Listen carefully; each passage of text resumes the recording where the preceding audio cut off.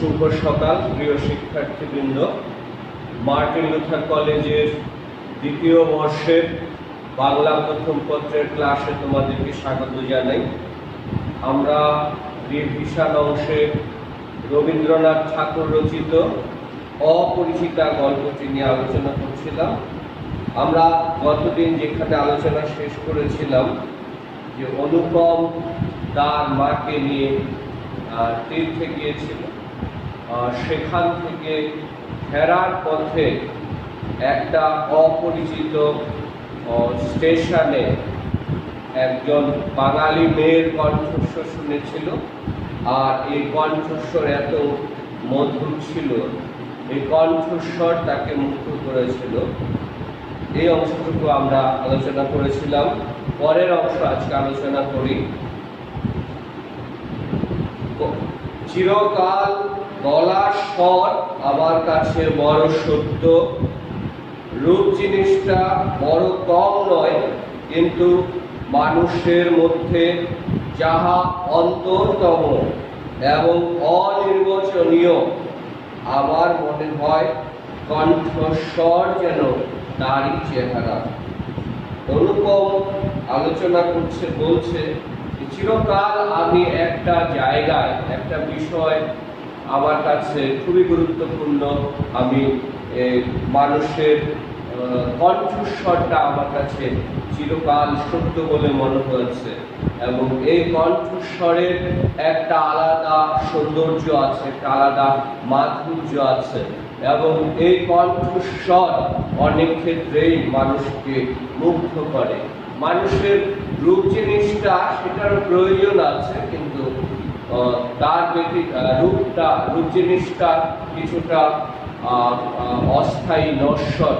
কেননা বয়স বাড়ার সাথে সাথে বার্ধক্য, যৌবন, প্রৌঢ়ত্ব একটা পর্যায়ে মানুষের দৈহিক সৌন্দর্য সেটি বিনষ্ট হয়ে যায়, কিন্তু মানুষের কণ্ঠস্বরটা চিরকালীয় একই রকম থাকে সাধারণত। আমি তাড়াতাড়ি গাড়ির জানালা খুলিয়া বাহিরে মুখ বাড়াইয়া দিলাম, কিছুই দেখিলাম না। প্ল্যাটফর্মের অন্ধকারে দাঁড়াইয়া গার্ড তাহার এক চক্ষু লণ্ঠন নাড়িয়া দিল, গাড়ি চলিল। আমি জানলার কাছে বসিয়া রইলাম।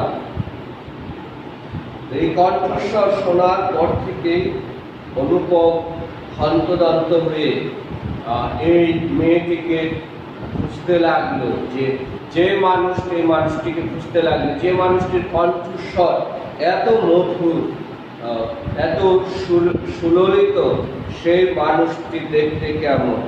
তো প্ল্যাটফর্মে জানালা দিয়ে মুখ বাড়িয়ে দেখবার চেষ্টা করলো, কিন্তু দেখতে পেল না। ইতোমধ্যে স্টেশনের যে গার্ড, সে একটা এক চক্ষুওয়ালা লণ্ঠন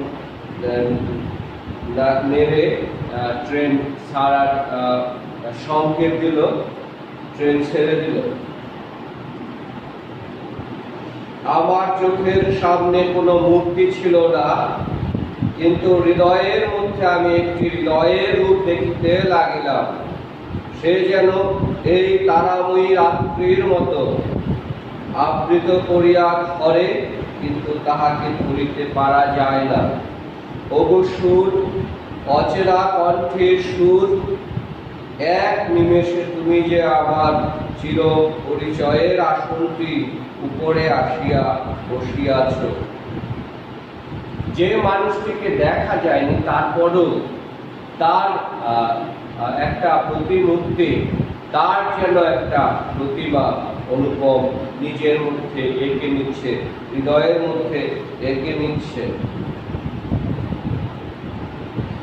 কি আশ্চর্য পরিপূর্ণ তুমি, চঞ্চল কালের ক্ষুব্ধ হৃদয়ের উপরে উল্টের মতো প্রিয়াছ, অথচ তার ঢেউ লাগিয়া একটি পাপড়িও টলে নাই। অপরিমেয় কোমলতায় এতটুকু দাগ পড়ে নাই। হঠাৎ করে আকস্মিকভাবে বিয়ে ভেঙে যাওয়ার ঘটনার পরে অনুপমের অনেক দিন ধরে মানসিকভাবে সে ভেঙে পড়েছিল অনেকটাই। আজকে আবার হঠাৎ করে এই কণ্ঠস্বর শুনবার পরে তার কাছে নতুন যেন একটা স্বপ্ন, নতুন একটা আনন্দের মাধুর্য তার হৃদয়ের মধ্যে যেন আবার আরো একটি মানস প্রতিমা উঁকি ঝুঁকি মারছে। গাড়ি লোহার মৃদঙ্গে তাল দিতে দিতে চলিল। আমি মনের মধ্যে গান শুনিতে চলিলাম। তাহার একটি মাত্র ধোঁয়া, গাড়িতে জায়গা আছে, আছে কি জায়গা, আছে কি জায়গা যে পাওয়া যায় না, কেউ যে কাকেও চেনে না, অথচ সেই না চেনাটুকু যে কুয়াশা মাত্র, সে যে মায়া, সেটা ছিন্ন হইলেই যে চেনার আর অন্ত নয়। ওগো সুধাময় সুর, যে হৃদয়ের অপরূপ তুমি, সে কি আবার চিরকালের চেনা নয়? এই অচেনা মানুষটি, তার কণ্ঠ, তার সুর এত মধুর, তাকে যেন অনুপমের চিরকালের চেনা কোনো কণ্ঠস্বরের মানুষ বলে মনে হচ্ছে। জায়গা আছে, আছে, শীঘ্রই আসিতে ডাকিয়াছে, শীঘ্রই আসিয়াছি, এক নিমেষ দেরি করি নাই। মেয়েটি বলেছিল এই দিকে আয়, এই কামরায়, এখানে জায়গা আছে। এই যে একটা আহ্বান, একটা নিমন্ত্রণ, সেই আহ্বানে সাড়া দিয়ে অনুপম মুহূর্তের মধ্যে তাকে খোঁজাখুঁজি করছে, তাকে খুঁজে বের করবার চেষ্টা করছে। রাত্রে ভালো করিয়া ঘুম হইল না। প্রায় প্রতি স্টেশনে একবার করিয়া মুখ বাড়াইয়া দেখিলাম। ভয় হইতে লাগিল, যাহাকে দেখা হইল না সে পাছে রাত্রে নামিয়া যায়। প্রত্যেকটা স্টেশনে অনুপম মুখ বার করে তাকে খুঁজতে লাগলো, দেখতে লাগলো যে সে কোনো স্টেশনে নেমে যায় কিনা। পরদিন সকালে একটা বড় স্টেশনে গাড়ি বদল করিতে হইবে। আমাদের ফার্স্ট ক্লাসের টিকিট, মনে আশা ছিল ভিড় হইবে না। নামিয়া দেখি প্ল্যাটফর্মে সাহেবদের আড়দালি দল আসবাবপত্র লইয়া গাড়ির জন্য অপেক্ষা করিতেছে। কোনো এক ফৌজের বড় জেনারেল সাহেব ভ্রমণে বাহির হইয়াছেন। 2-3 মিনিট পরে গাড়ি আসিল। বুঝিলাম ফার্স্ট ক্লাসের আশা ত্যাগ করিতে হইবে। মাকে লইয়া কোন গাড়িতে উঠি সে এক বিষম ভাবনায় পড়িলাম। সব গাড়িতেই ভিড়, দাঁড়ে নাড়ি উঁকি মারিয়া বেড়াইতে লাগিলাম। এমন সময় সেকেন্ড ক্লাসের গাড়ি হইতে একটি মেয়ে আমার মাকে লক্ষ্য করিয়া বলিলেন, আপনারা আমাদের গাড়িতে আসুন না, এখানে জায়গা আছে। অনুপম প্রথমত একটা নিশ্চয়তা ছিল, ভরসা ছিল এটা যে ফার্স্ট ক্লাসের টিকিট তারা কেটেছিল, সুতরাং তারা নিঃসন্দেহে হয়তোবা সিট পাবে ট্রেনের মধ্যে। কিন্তু সে আশায় ঘুরে বালি। একজন ইংরেজ সেনাবাহিনীর বড় কর্মকর্তা, তিনি ভ্রমণে বেরিয়েছেন এবং তার আসবাবপত্র নিয়ে আড়দালি তার কর্মচারী, নিম্নস্থ কর্মচারী, সেই আসবাবপত্র নিয়ে দৌড়াদৌড়ি করছে, স্টেশনে অপেক্ষা করছে। কিছুক্ষণ পরেই যখন ট্রেন আসলো, দেখা গেল ফার্স্ট ক্লাসের টিকিট যে কক্ষে তারা ছিল, যে কামরায় তারা ছিল, সেগুলো ইতিমধ্যে বুকিং হয়ে গেছে, ভরে গেছে সেই সাহেবদের লোকজন দিয়ে। আমি তো চমকিয়া উঠিলাম। অনুপম ফার্স্ট ক্লাসের আশা ছেড়ে দিয়ে মাকে নিয়ে শেষ পর্যন্ত বিভিন্ন কক্ষে কামরার মধ্যে উঁকি মারছিল। এমন সময় সেকেন্ড ক্লাসের একটা বগি থেকে, একটা কামরা থেকে একটি মেয়ে অনুপমের মাকে লক্ষ্য করে বলল যে আপনারা আমাদের গাড়িতে আসুন না, এখানে জায়গা আছে, এই যে নিমন্ত্রণ। আমি তো চমকিয়া উঠিলাম, সেই আশ্চর্য মধুর কণ্ঠ এবং সেই গানেরই ধোঁয়া। জায়গা আছে। ক্ষণমাত্র বিলম্ব না করিয়া মাকে লইয়া গাড়িতে উঠিয়া পড়িলাম। অনুপম চমকে উঠল, এ তো সেই গত রাতের মধুর কণ্ঠস্বর, যাকে সে হন্যে হয়ে খুঁজে ফিরছে। এবং সে গতকালকের যে নিমন্ত্রণ, আপনারা আমাদের গাড়িতে আসুন না, জায়গা আছে, এই যে জায়গা আছে, যে শেষ অংশটা, এটি যেন গতকালকের গানেরই ধোঁয়া। অনুপম এক মুহূর্ত দেরি না করে মাকে নিয়ে সেই কামরায় উঠল। জিনিসপত্র তুলিবার প্রায় সময় ছিল না। আমার মতো অক্ষম দুনিয়ায় নাই। সেই মেয়েটি কুলিদের হাত হইতে তাড়াতাড়ি চলতি গাড়িতে আমাদের বিছানাপত্র টানিয়া লইল। আমার একটা ফটোগ্রাফ তুলিবার ক্যামেরা স্টেশনেই পড়িয়া রহিল। গ্রাহ্যই করিলাম না।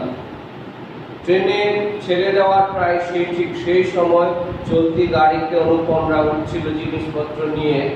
অনুপম চিরকালই অনভ্যস্ত এই সমস্ত যাত্রাটা ভ্রমণে, এজন্য জিনিসপত্র ঠিক তুলতে পারছিল না। আড়াআড়ি দেখে মেয়েটি অনুপমের কুলিদের কাছ থেকে চলন্ত ট্রেনে সে বিছানাপত্র জিনিসপত্রগুলো তুলে নিল। আর এই তাড়াহুড়োর মধ্যে, ভিড়ের মধ্যে অনুপম তার একটা ক্যামেরা ছিল ছবি তুলবার, ফটো তুলবার, সেই ক্যামেরাটা স্টেশনে পড়ে রইল। তার খেয়াল, তাড়াহুড়োর মধ্যে সে মনে করতে পারেনি সেই ক্যামেরাটা স্টেশনে পড়ে রইল। তারপরে কি লিখিব জানি না। আমার মনের মধ্যে একটি অখণ্ড আনন্দের ছবি আছে। তাহাকে কোথায় শুরু করিব, কোথায় শেষ করিব, বসিয়া বসিয়া বাক্যের পর বাক্য যোজনা করিতে ইচ্ছা করে না। তারপরে যা ঘটেছে এই কামরার মধ্যে, সেই বিষয়গুলো, সেই ঘটনাগুলো যেন একটা অখণ্ড আনন্দের স্মৃতি হয়ে আছে। আর এই ঘটনাগুলো অনুপম কিভাবে বলবে, কোথেকে শুরু করবে, কোথায় গিয়ে শেষ করবে, সে যেন একেবারে কিংকর্তব্য বিমুখ।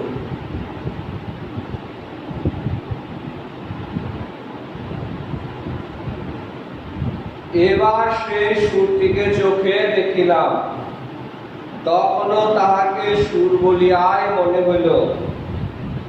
মায়ের মুখের দিকে চাহিলাম, দেখিলাম তার চোখে পলক পড়িতেছে না।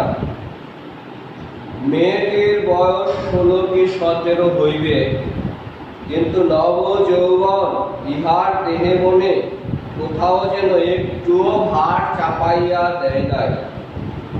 ইহার গতি সহজ, দীপ্তি নির্মল, সৌন্দর্যের সুচিতা অপূর্ব। ইহার কোনো জায়গায় কোনো জরিমা নেই। 16-17 বছরের এই যে মেয়েটি, নবযৌবন প্রাপ্ত এই মেয়েটি, এর মধ্যে দেহে মনে যৌবনের কোথাও আধিক্য ভার সেটা চাপিয়ে দেয়নি। উচ্ছল প্রাণবন্ত, তার মধ্যে একটা আলোক বিচ্ছুরণ, যেন সৌন্দর্যের আলোকসজ্জা, আলোর বিচ্ছুরণ যেন ঝর্ণার মতো বের করছে। তার সৌন্দর্যের সুচিতা অপূর্ব। অনেকগুলো গুণে মেয়েটি যেন গুণান্বিত, সে সহজ সরল, প্রাণোচ্ছল, বুদ্ধিদীপ্ত, এবং তার যে সৌন্দর্য, সেই সৌন্দর্যের সুচিতা সেগুলো যেন প্রকাশ করছে। আমি দেখিতেছি, বিস্তারিত করিয়া কিছু বলা আমার পক্ষে অসম্ভব। এমনকি সে যে কি রঙের কাপড় কেমন করিয়া পরিয়াছিল তাহা ঠিক করিয়া বলিতে পারি না। এটা খুব সত্য যে তার বেশের বিষয় এমন কিছুই ছিল না যেটা তাহাকে ছাড়াইয়া বিশেষ করিয়া চোখে পড়িতে পারে। মানুষ যখন অনেক বেশি আবেগ আপ্লুত হয়, আনন্দে বিহ্বল হয়, আনন্দে একেবারে হৃদয়মন, একেবারে ভরপুর টইটুম্বুর হয়ে ওঠে, তখন কিন্তু সে আর বাহ্যিক অন্য যে খেয়াল সেটি সে হারিয়ে ফেলে। মেয়েটি কেমন শাড়ি পরেছিল, কি রঙের কাপড় পরেছিল, সেগুলো অনুপম একটুও খেয়াল করতে পারেনি। তবে সে এটা হলফ করে বলতে পারে, সে যে কাপড়ে যে পোশাকই পরুক না কেন, সেই পোশাক কিন্তু তার সৌন্দর্যকে ছাপিয়ে, সেই পোশাকের রং কিন্তু অনুপমের চোখে লাগেনি। সে নিজের চারিদিকের সকলের চেয়ে অধিক রজনীগন্ধার শুভ্র মঞ্জরির মতো সরল বৃন্তটির উপর দাঁড়াইয়া যে গাছে ফুটিয়াছে সে গাছকে সে একেবারে অতিক্রম করিয়াছে। একটা রজনীগন্ধার ফুল যেমন যখন ফোটে তখন যেমন সে গাছকে ছাপিয়ে তার সৌন্দর্যটা বিস্তৃত হয়, মানুষের চোখে ধরা পড়ে, ঠিক যেন সেই রজনীগন্ধার ফুলের মতোই এই মেয়েটি, সে পোশাক পরিচ্ছদ কি পরেছে সেটা বড় নয়, তার পোশাককে সব কিছুকে ছাপিয়ে তার দৈনিক সৌন্দর্য সেটাই যেন জানান দিচ্ছে। সঙ্গে দুটি তিনটি ছোট ছোট মেয়ে ছিল, তাহাদিগকে লইয়া তাহার হাসি এবং কথার আর অন্ত ছিল না। তার সাথে দুই তিনটা ছোট মেয়ে ছিল, কিন্তু তাদের নিয়ে সে কথাবার্তা গল্প গুজবে মেতেছিল। আমি হাতে একখানা বই লইয়া সেদিকে কান পাতিয়া রাখিয়াছিলাম। যেটুকু কানে আসিতেছিল সে তো সমস্তই ছেলে মানুষদের সঙ্গে ছেলে মানুষের কথা। অনুপম বই পড়ার ভান করে তাদেরকে লক্ষ্য করছিল, বিশেষ করে এই মেয়েটিকে। মেয়েটি তার সঙ্গে সহযাত্রীদের সাথে যে আলাপ আলোচনা করছিল, অল্প বয়সে একটা ছোট ছোট মেয়েদের সাথে যে আলোচনা করছিল, যে এমন গুরুত্বপূর্ণ কিছু নয়, গুরু গম্ভীর কিছু নয়, ছেলে মানুষদের সাথে হয়তো একেবারে ছেলে মানুষই কথাবার্তা। তাহার বিশেষত্ব এই যে তাহার মধ্যে বয়সের তফাৎ বিন্দু মাত্র ছিল না।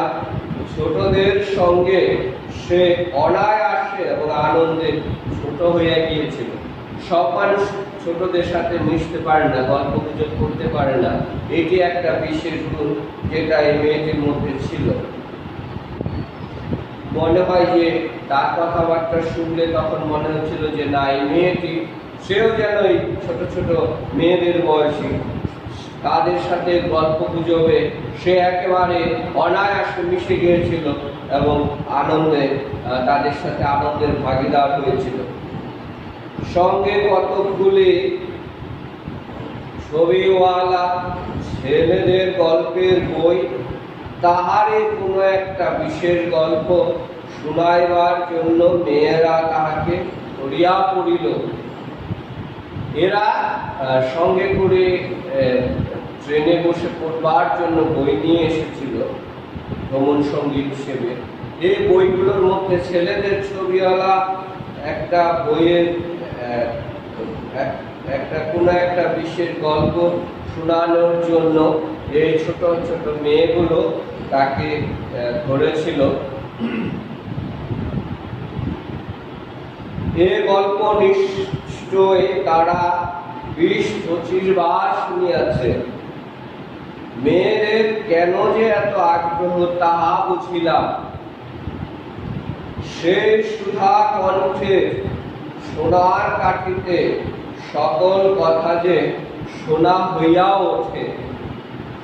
মেয়েটির সমস্ত শরীর মন যে একেবারে প্রাণে ভরা, তার সমস্ত চলায় বলায় স্পর্শে প্রাণ ঠিকরিয়া ওঠে।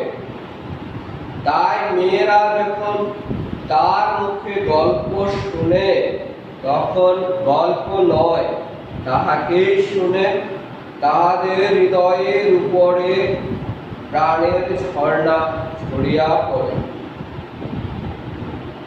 যে কারণে এ মেয়েরা এই গল্পটি তার কাছ থেকে শুনবার জন্য বারে বারে বায়না ধরে আবদার করে, তার কারণ হলো একটাই, যে এই মেয়েটি তার সমস্ত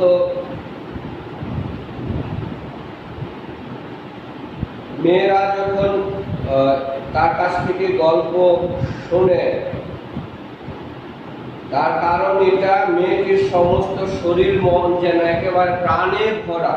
সে উচ্ছল প্রাণবন্ত, তার সমস্ত কথার মধ্যে, বলবার মধ্যে, চলার মধ্যে সেই প্রাণের প্রাচুর্য, উচ্ছল প্রাণবন্ত উচ্ছ্বসিত যে যুবতীর প্রতিনিধি সে তার মধ্যে আছে। আর এই কারণে সে যখন গল্প বলে তার হৃদয় উৎসারিত আবেগ থেকে, ভালোবাসা থেকে যেন সে গল্পের সাথে, ঘটনার সাথে একাত্ম হয়ে সে গল্পটা তখন সে বলে। আর এটা তার প্রাণের যে প্রাচুর্য, তার যে উল্লাস, সেই প্রাণের ধারা যেন যারা গল্প শোনে সেই শ্রোতাদের মধ্যেও যেন প্রবাহিত হয়, প্রসারিত হয়। আর সেই উদ্ভাসিত প্রাণ আমার সেদিনকার সমস্ত কিরণকে সজীব করিয়া তুলিল। আমার মনে হইল আমাকে যে প্রকৃতি তাহার আকাশ দিয়া বেষ্টন করিয়া রাখিয়াছে, সে ওই তরুণীরই অক্লান্ত অম্লান প্রাণের বিশ্বব্যাপী বিস্তার। অনুপমের একটা উপলব্ধি যে আমি এবং মেয়েটি একই সূর্যের নিচে আমরা বসবাস করি। আর এই মেয়েটির আমার এই মুহূর্তে আমরা দুজন একই সূর্যের নিচে কাছাকাছি, একই কামরার মধ্যে, একটি রেলগাড়ির বগির মধ্যে আছি। আর সেই তার উপস্থিতিতে যেন আমার প্রাণের মধ্যেও, আমার হৃদয়ের মধ্যেও আনন্দের তরুধারা প্রসারিত হচ্ছে, প্রবাহিত হচ্ছে। পরে স্টেশনে পৌঁছিতে খাবারওয়ালাকে ডাকিয়া সে খুব খানিকটা চানামুচ কিনিয়া লইল এবং মেয়েদের সঙ্গে মিলিয়া নিতান্ত ছেলে মানুষের মতো করিয়া কলহাস্য করিতে করিতে অসংকোচে খাইতে লাগল। ট্রেন যখন পরের স্টেশনে থামলো তখন সে খাবারওয়ালাকে ডেকে কিছু চানাচুর, বাদাম, বুট এগুলো কিনে নিল এবং সেগুলো সে মেয়েদের সঙ্গে একসাথে একেবারে নিঃসংকোচে অট্টহাসিতে সে হাসাহাসি করতে লাগলো, গল্প করতে লাগলো এবং সে সেগুলো খাইতে লাগলো। আমার প্রকৃতি যে জাল দিয়া বেড়া, আমি কেন বেশ সহজে হাসি মুখে ওই চানা এক মুঠা চাইয়া লইতে পারিলাম না। হাত বাড়াইয়া দিয়া কেন আমার লোভ স্বীকার করিলাম না। অনুপম চিরকালই অন্তর্মুখী চাপা স্বভাবের মানুষ। সে সহজে অন্যদের সাথে মিশতে পারে না, কারোর সাথে আলাপ যেচে কথা বলতে সে খুব একটা পারে না। সুতরাং তার মনে যদিও অনেক করেই চাচ্ছিল যে সে মেয়েটির কাছ থেকে বাদাম ভাজা, চানাচুর, মটর ভাজা চেয়ে খাবে, কিন্তু সে কিছুতেই সেটা পারল না। মা ভালো লাগা এবং মন্দ লাগার মধ্যে দমনা হইয়াছিলেন। গাড়িতে আমি পুরুষ মানুষ, তবু ইহার কিছু মাত্র সংকোচ নাই। বিশেষত এমন লোভের মতো খাইতেছে, সেটা ঠিক তার পছন্দ হইতেছিল না। অথচ ইহাকে বেহাইয়া বলিও তাহার কম হয় নাই। আমার মা ভালো লাগা এবং মন্দ লাগার একটা দোলাচলে যেমন দুলছিলেন, কিন্তু বুঝতে পারছিলেন না মেয়েটির এরকম ছেলে মানুষে দেখে তার একদিকে কিছুটা খারাপ লাগছিল, অতি বাড়াবাড়ি মনে হচ্ছিল, আবার আরেক দিকে মনে হচ্ছিল যে না, সে যা করছে সে ঠিকই করছে। প্রাণোচ্ছল নবযৌবন প্রাপ্ত তরুণীর হৃদয়ের যে উচ্ছ্বাস, শরীরের মনের যে আবেগ, যে আনন্দের প্রলুধারা, সেটি যেন প্রবাহিত হচ্ছে। এই কারণে মা দোটানার মধ্যে ছিলেন। তার কাছে তার মনে হইল এমএ বয়স বাড়ছে, কিন্তু শিক্ষা হয় নাই। কিছুটা মা মেয়েটির এই সহজ প্রাণবন্ত ও উচ্ছ্বসিত আচরণ তার ভালো এবং মন্দ লাগার মাঝামাঝিতে ছিল। কখনো কখনো মায়ের মনে হয়েছে যে না, মেয়েটার বয়স হয়েছে ঠিকই, কিন্তু শিক্ষা দীক্ষা সেইভাবে হয় নাই। মা হঠাৎ কারোর সঙ্গে আলাপ করিতে পারেন না। মানুষের সঙ্গে দূরে দূরে থাকাটাই তার অভ্যেস। এই মেয়েটির পরিচয় লইতে তার খুব ইচ্ছা, কিন্তু স্বাভাবিক বাধা কাটাইয়া উঠিতে পারিতেছিলেন না। অনুপম বুঝতে পারলো মায়ের অবস্থাটা, যে মা সাধারণত কারোর সাথে মিশতে পারেন না সহজেই কারোর সাথে, কিন্তু মেয়েটিকে দেখে একেবারে শুরু থেকে মেয়েটির সাথে কথা বলবার জন্য তিনি আনচান করছেন, আবার সহজও হতে পারছেন না, লজ্জাও পাচ্ছেন, এক ধরনের সংকোচ বোধ করছেন। তো আমরা আজকে এই পর্যন্ত আলোচনা করলাম। তোমরা আগামী ক্লাসে আমরা গল্পটা শেষ করবো, তোমরা বাসায় গল্পটা পড়বে, বহু নির্বাচনী প্রশ্ন তোমাদের সহায়ক গ্রন্থ থেকে পড়বে, শব্দার্থ টিকা এগুলো তোমরা খুব ভালোভাবে পড়বে, যেন আমরা সবাই বোর্ড পরীক্ষায় ভালো ফলাফল করতে পারি। তোমাদের সবাইকে অনেক অনেক ধন্যবাদ জানিয়ে আজকে ক্লাস এখানে শেষ করছি।